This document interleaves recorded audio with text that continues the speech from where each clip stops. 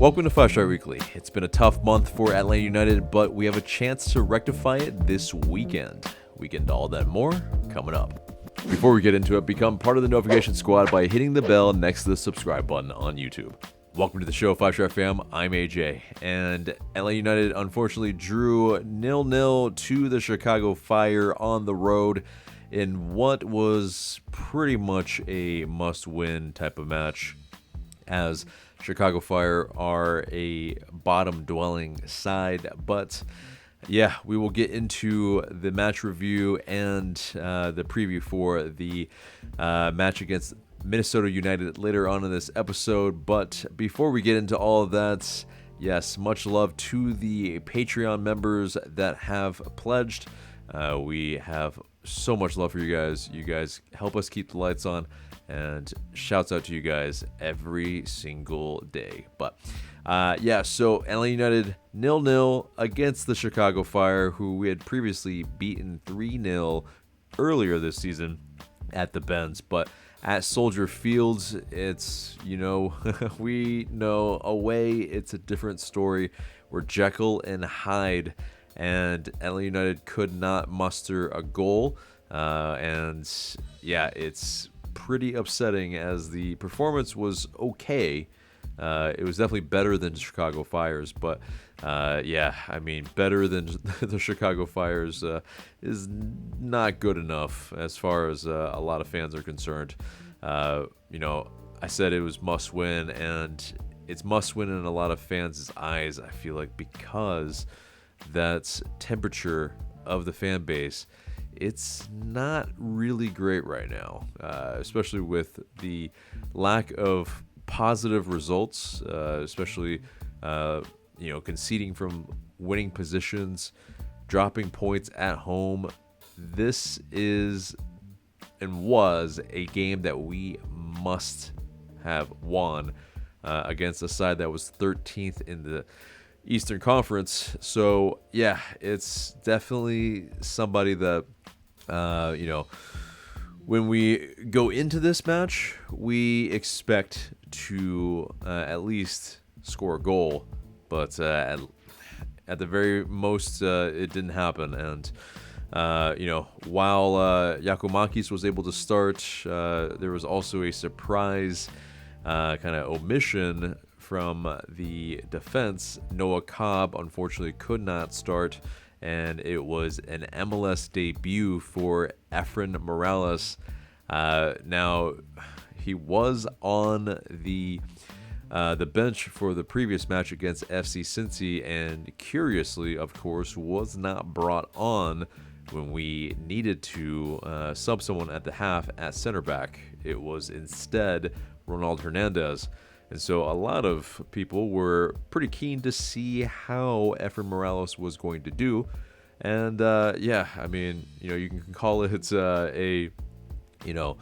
I think somebody was critical of one of the posts that we put out there, saying that, everything's 2020 in hindsight. But I mean, yeah, Ronald Hernandez has never been a center back, and Efren Morales at 6'4", and also, yes, getting his maybe first minutes against FC Cincy would have put him a deer in headlights. But yeah, I feel like there couldn't have been more of a kind of a disparate type of effect and performance from not putting somebody that is by trade a center back by position. So it's just perplexing because of the match that he had. Efren Morales had, I think by a lot of accounts, a really good match and dominant in the air. Had a chance at the end of the match to possibly get a goal. He was furious with himself. Said the P word in Spanish. It was, he definitely expected to score from that chance at the end. But from the start, it was the Fire who created a scary moment for Atlanta United. And their forward Koutsias, they connected with a cross inside the box. And that touch was put on frame, and it bounced off the crossbar, and Brooks Lennon was able to clear the ball before Chicago was able to reach that rebound, but it definitely was a little bit of a wake-up call that, okay, yes, this is still a team that can, put a little bit of danger to you. And Tyler Wolff, he started in place of Edwin Mosquera on the road, presumably to be a little bit more of a kind of defensive presence as well. There was a rebound from a Yorgos Yakimakis shot that was initially blocked. Yakimakis was called offside on the play and went to VAR after review. Call was confirmed. Goal didn't count.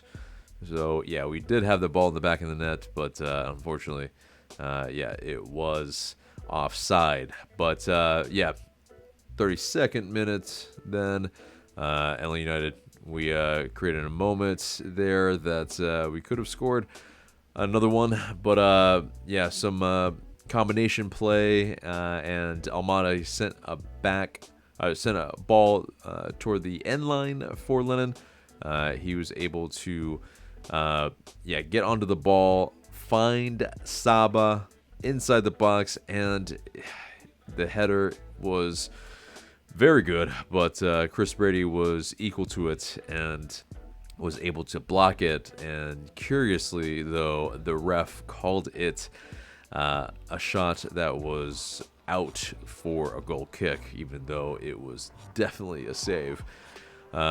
Curiously, no VAR, no nothing about that. But it was definitely a squandered chance, probably our best chance of the night for sure. And I would say that Saba unfortunately needs to find the back of the net. He just needs to bulge it once, and I think he will be off to the races. But he's pressing a little bit. He's definitely from the lack of seeing goals go in, it is a factor in, I think, the play that he has, because he's getting in all the right positions. He's working hard, but just the final ball is eluding him at the moment. But so the first half ended back-to-back missed attempts from Chris Miller.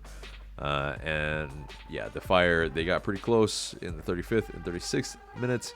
And they also there was also maybe a chance for an own goal after a give and go between Almada and Wolff. But it's as far as the stats go, it actually favored Atlanta pretty well.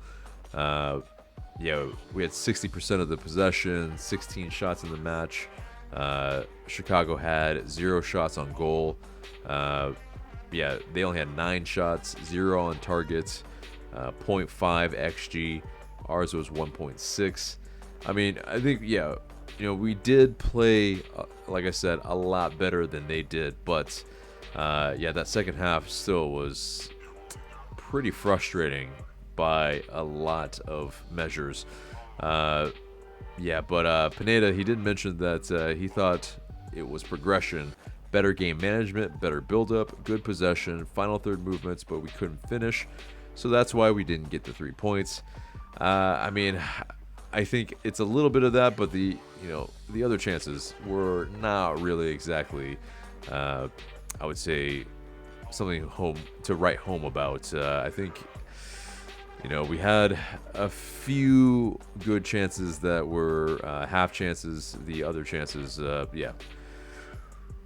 there were some moments that we definitely should have put it into the back of the net. But clinical finishing, I think you're seeing it with a team that's not really seeing a lot of continuity, a lot of chopping and changing because of some injuries and all that. But I think you're just seeing that these players that are the depth pieces are just not able to get to the levels that we need. And the next man up mentality. I mean, okay, this result is obviously not the worst, but as far as the large scheme of the season and the confidence from the fans in the team and Gonzalo Pineda, this was not exactly a marker for that. It was definitely something that frustrated a lot of fans. It was not a good watch. I would say there was a lot of aspects of it that made it for frustrating, moments, and a lot of kind of dull play that didn't really excite people, I would say. But but Atlanta United in the second half, trying to go for 3 points, created some chances. 73rd minute, Saba made some one-on-one moves, pass to Daniel Rios, who had come on. But again, another keeper standing on his head against us. And, I think you start to wonder, is it really just standing on their head, or is it also a combination of poor finishing that is a factor here? But, Brady, he denied us in another moment, and it was from a direct free kick. And, also, in the 79th minutes, Edwin Mosquera, he made a cutback to set up another chance for Almada, but his shot hit off the crossbar. And,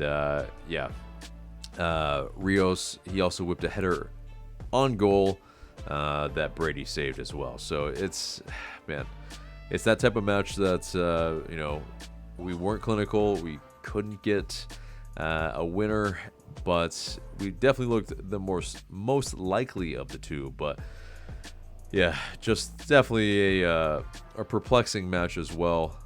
When the Chicago Fire, they look like they can be had, and us just looking a bit where we look a little lost in front of goal. We look a little bereft of confidence at the moment, and I think at this moment, Yorgos Giacomakis, if he can stay healthy, we badly need him, because his form before he got injured was definitely something that was propelling us, I think, into a territory that was getting us in the conversation of kind of the power rankings of maybe a top 10 type of team. But as of right now, we're not playing like one, and dropping points at home, dropping points on the road.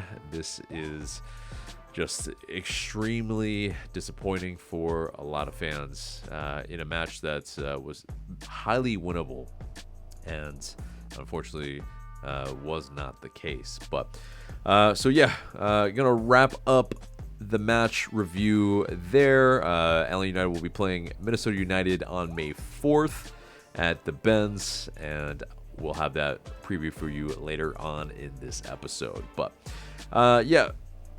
into the news, and so Atlanta United are in 9th place in the Eastern Conference, just below DC, and right above Montreal. They're clinging on to the last playoff place early on in the season here. But in terms of the kind of looking at this past match through some of the numbers too, according to Doug Roberson, LA United, they've been able to use their first choice lineup. That includes, obviously Stian Gregerson, Yorgos Giacomakis, Silva, Saba as well, Almada. Only 3 MLS matches this season, pretty much a third of our matches that we've played so far. So, not fantastic, obviously, that only a third of the matches included our best players.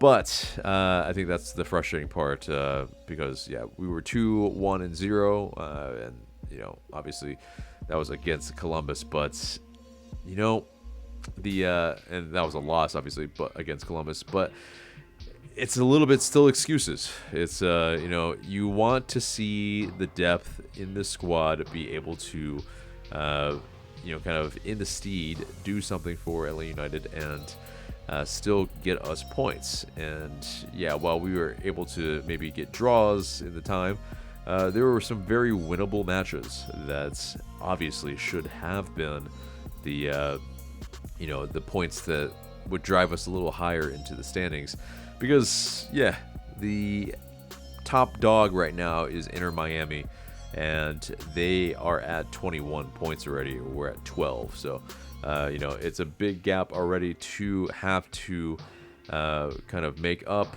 and we definitely have it going against us with definitely some harder fixtures coming up, but and especially with some fixture congestion too. But so as well, Efren Morales, he made his debut. Like we said, it was 9 years in the making, as he has been a player that has come through our academy. At 6'4", he looked, like I said, pretty good.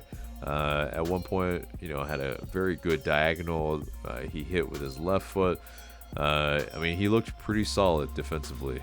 It wasn't something that's, where I was maybe extremely worried, but it also is, like we know, it's a Chicago side that's not that great. So again, this performance against a side like that, you kind of get that ability to be able to have a little bit of a buffer versus, say, an FC Cincy. That's would have been a tall task. So it is, in that regard, I understand possibly to one degree, but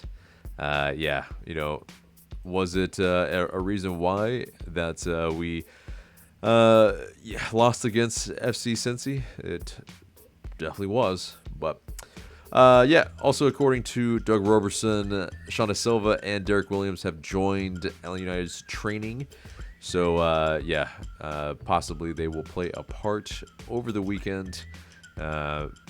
Maybe one over the other. I think one is a little bit more ready than the other. I think Silva having been a little bit more recently in some 11s. I think he's probably a little bit more ready than Derek Williams, who hasn't really been able to.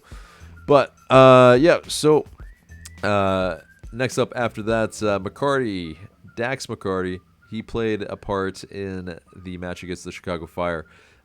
Showed some really great energy, actually, and won the ball high up, was able to create a chance for one of the players as well. And so, he had a pretty good little cameo, and he also made his 500th MLS appearance with that. So, but he did mention after the game, when you don't start the same lineup after game after game, I think it's hard to get continuity in those connections, especially with a couple new players that we brought in. It is a good point, but obviously we want to see anybody that hops in to be able to step in and perform. Obviously, it's a little bit early in the season yet to have everybody kind of rearing on all cylinders, but it is something that I would hope that we can kind of get that a little bit closer to how we need for all the fixtures that we have coming up, because there will be a lot of congestion. But last bit of news, LA United 2 lost 2-0 against the Chicago Fire 2 at SeatGeek Stadium on Sunday. Definitely unfortunate as well that the Twos also dropped points on the road. But so that does it for the news, and it gets us into the mailbag. And you guys sent these questions through IG Story and Discord, and please continue to do so, and we might answer your questions in the future. So first question comes from Greatest Josh Cohen Fan. He says, USOC, or US Open Cup, is up around the corner. If we win without conceding, will Pineda's expecting departure be delayed? I think in terms of expecting departure, I don't think there really is a kind of imminent departure, I think is probably what you mean. For Pineda, his leash is long, unfortunately, probably, and I think by most accounts, especially if he's his teams are not going to concede during the U.S. Open Cup. I mean, it will delay any kind of urgency from the front office to do anything. But his contract being up at the end of the year, that's really where the greatest question is. He really will have to, like we've pontificated, will have to impress immensely for his contract to be renewed. But next question comes from Drew. Is it time to start placing some of the blame on Almada for the team's poor performance? Ooh. Almada definitely, he has not been fantastic this season. Has a goal and an assist, I believe, to his name, and that's really it. 9 games in, it's not the best for him, obviously. He's a player that we expect to be able to, maybe every other game get something on the stat sheet, whether it's an assist or goal. So, it's definitely underperformance. It's not a really stunning start to the 2024 season. He does definitely have a lot to try to kind of pretty much make amends for, because in the stead of Yorgos Yakumakis not being in the lineup, we were definitely hoping that Almada could do something, and unfortunately it was not the case. But so next question comes from Land Guy in ATL. Why are we regressing as a team? I mean, are we regressing, or are we really just, this is our actual norm? Because, I think it is where, you don't have your first choice lineup at the Benz for 2 matches that we led in and should have won. But it also is, this, we've kind of been this kind of helter-skelter team where, at home, we usually can take care of business, but we're not perfect. On the road, we just really, at the best, get draws and usually lose. So, I think this is who we are under Pineda, unfortunately. And, for us to get better, I don't really see it with Pineda, unfortunately. But, next question comes from Joey Rector. You can bring back any previous Atlanta United player in their current form. Who? Ooh, interesting. I think, obviously we do need some some midfield help to a degree. But Tristan Muyumba, obviously a really good player. Bartosz Slisz, obviously a good player. But I think if you can bring back Darlington Nagbe in his current form, you do it. And so, obviously, that's the player that I think would make the biggest impact for us. It would add for us a lot of dominance in matches. And you see what he's able to do for the Columbus Crew. Win 2 championships over there already. So, definitely, it's Darlington Nagbe. But next question comes from Rene Rodriguez Salm. They ask, why do they keep putting Saba in the starting lineup? He is so bad. Thank you. I think that's he's just out of form. I wouldn't say he is bad. I mean, he is definitely kind of lacking confidence in front of goal. But I think you're seeing him get into these positions. I think he's obviously shown that he is a player that can really contribute in the final third. But at the moment, most of the lineup, attack-wise, isn't really firing. And I think for us to say that he's a bad player, I think it's still a little early yet. But I did kind of raise the question of, I would say last year where we did have Luis Araujo, and, he wasn't performing either on that right wing. I think it's a bit of combination of, kind of our system, Gonzalo Pineda, his coaching, and the player not really kind of brimming with confidence. So, next and last question comes from Vinny Vici 17. Does Pineda get his contract extended if the team continues its path? I mean, obviously, at the moment, it's pretty mediocre, 9th in the league right now. Yeah, I would say he definitely doesn't at the moment. But, he would, again, have to probably win MLS Cup to really keep his job and really see where that goes. But, that's the mailbag, and it gets us into the match preview. So, LA United will be playing Minnesota United 7:30 at the Benz on Saturday. We last played them in 2019 at the Benz. We won 2-1 against them. Minnesota United, their last match won 2-1 against Sporting KC in the league. But our last 5 against them, which obviously, us having only we played them last in 2019. It's been 5 years.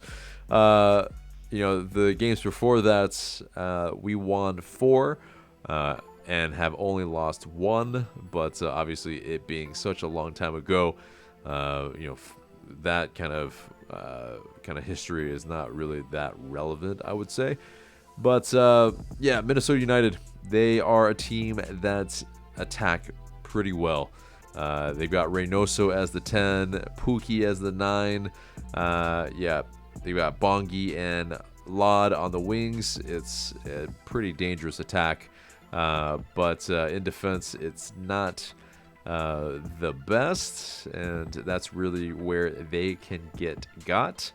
But last season, or I mean not last season, but over the off season, key departures: Bakaya Debasi, Mender Garcia, Jan Gregus, basically defenders and midfielders for them were they left. But, key signings from the offseason: Alejandro Braun, Victor Eriksson. Basically a couple of guys that, Braun, Costa Rican international who's on loan from Herediano. And then Eriksson, who played his entire professional career at Swedish top flight IFK Von Namo. He's a starting center back for them for Minnesota. So, in terms of the pundits around the league, they are thinking that, it's a side that on average probably will be out of the playoff spots, but some have them in 7th and as low as 14th. The average, I think, most of them have them as 13th or 14th in the league. So, it's a little bit of a thing where I think it's also a team that we should be able to beat at home. But, last season they did miss the playoffs. But, this season they're that type of team that's, they score a lot. They are pretty good at protecting the lead as well after they score. A decent pressing side will play a low block, not a low block, a mid block rather, and they'll try to play in Pukki in behind a lot too. So, I mean, a team that will take it to us.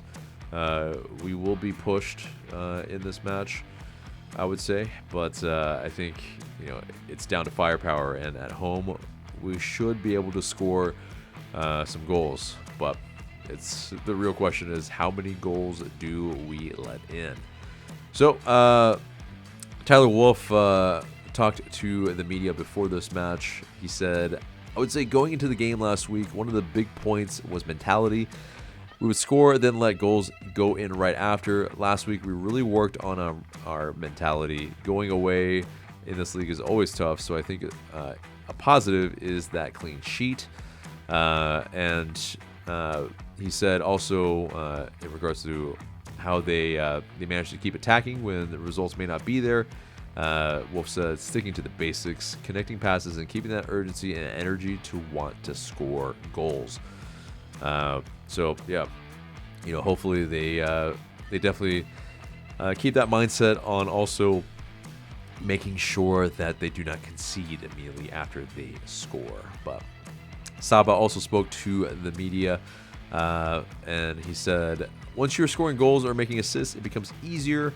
You have more confidence. The start is always a little bit hard, but after that, it is easier. So in terms of pushing in a match. So yeah, as far as unavailable players for Atlanta United, Jamal Tiare still probably out for one more week with his hamstring. Derek Williams probably will be questionable for the match as he's still returning from his injury, and Sean Da Silva as well may be questionable too. But so yeah, that gets us into the predicted starting 11.